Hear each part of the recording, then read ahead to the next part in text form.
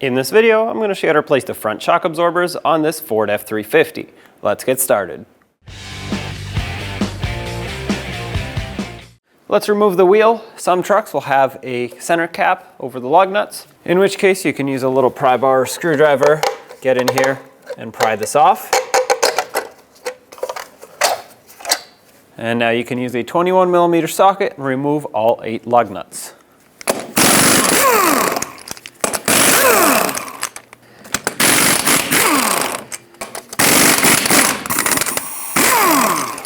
Remove the wheel.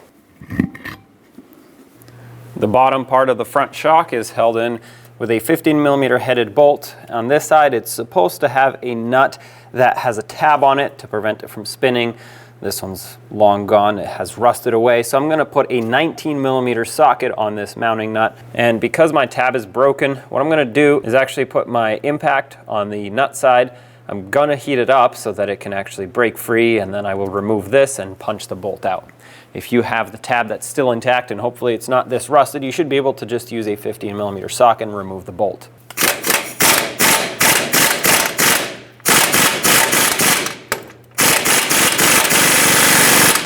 That broke free. I'm going to use my induction heater and heat this mounting nut up. 15mm wrench on this side. Hold the mounting bolt, loosen up the mounting nut.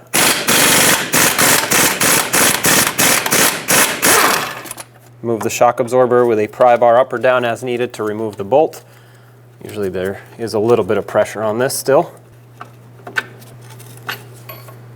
That pops out. For the top, you'll need an 18mm socket to remove the mounting nut that clamps on the shock. That just has a couple bushings on here. Now grab the shock absorber, break it free from the top, and walk it off. And there it is. Before installing this new shock, it's important to compress it. And also I'm going to use this as an opportunity to remove this strap. So press it down, get the strap off, let it expand all the way by itself, and then squish it down again all the way. Let it expand once again. I like to do this 3 to 4 times maybe. And this is going to mix everything inside, get it ready for operation. This will prolong the life of the shock and make it so that you don't hear any clunking over bumps as you first start driving after replacement. All right, this one's ready for installation. I like to add some silicone paste to the top bushing here, that way it can slide on the stud easier and it prevents corrosion from building up. Take your new shock, slide it into position, press it on all the way, install the mounting nut at the top, snug it up. 76 foot-pounds is the torque for that mounting nut. Now you can use a pry bar to lift the shock up.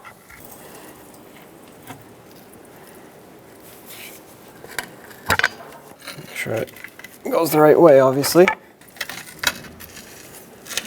There we go.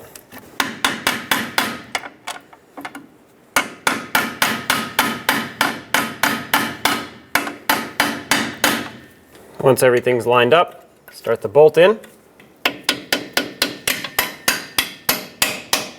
Start the mounting nut on. Obviously, if your mounting nut was still in very good shape, you would be starting the bolt onto the nut. Hold the bolt and snug this up.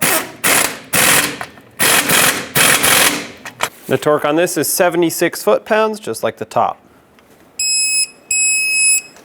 The mounting nut spins, either let it bottom out with that tab if you still have yours, or hold it with a tool. Shock absorber is installed. Do the same exact thing on the other side. I always recommend replacing these in pairs. Now let's put our wheel back on. Start on all 8 lug nuts, bottom them out in a cross pattern, and also in a cross pattern, we're going to torque these to 148 foot-pounds.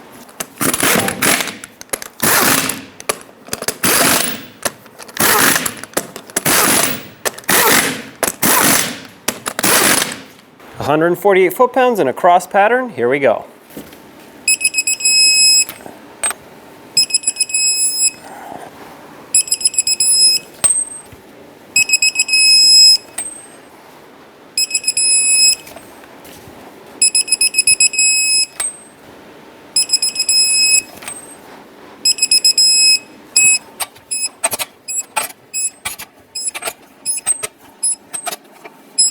If your truck had this, don't forget the lug nut cover or center cap. And there you have it. Take it for a road test.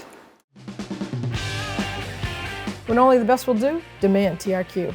The only company that lets you view before you do. TRQ is committed to offering the highest quality aftermarket auto parts that are engineered for peace of mind. Thanks for using and viewing with TRQ.